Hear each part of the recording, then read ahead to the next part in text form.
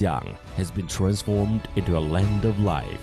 The theme of today's virtual press conference, hosted by Chinese officials, was Xinjiang.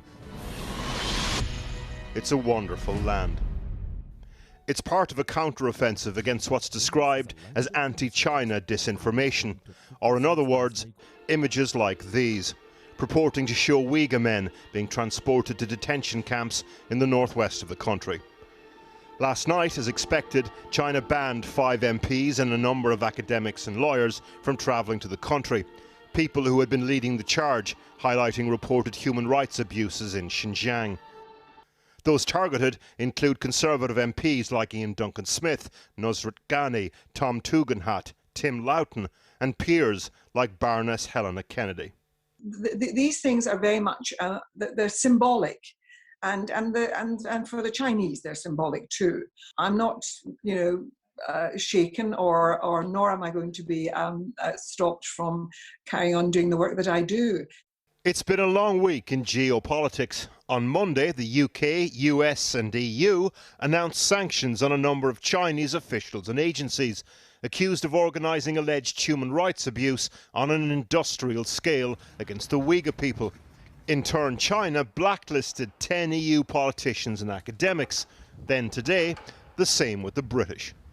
If the Chinese government want to continue with these blanket denials that anything wrong is taking place in Xinjiang, the obvious thing for them to do would be to allow access to the United Nations High Commissioner for Human Rights, Michelle Bachelet.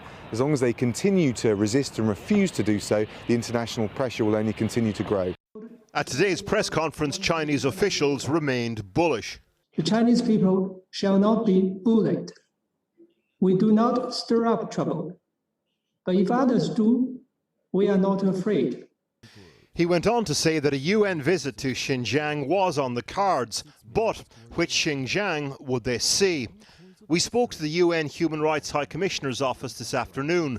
They confirmed a technical visit was being discussed in order to assess meaningful access to detention centres.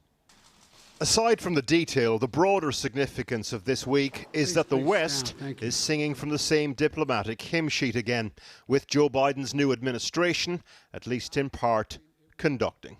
Nuri Turkil, Uighur himself, is helping inform US foreign policy. It is the old traditional way that the international community, especially the liberal democracies, came together to tackle issues like this. It just shows me, gives me a sense of normalcy. There are other moving parts in the mix as well. The future of the EU-China trade deal, for example.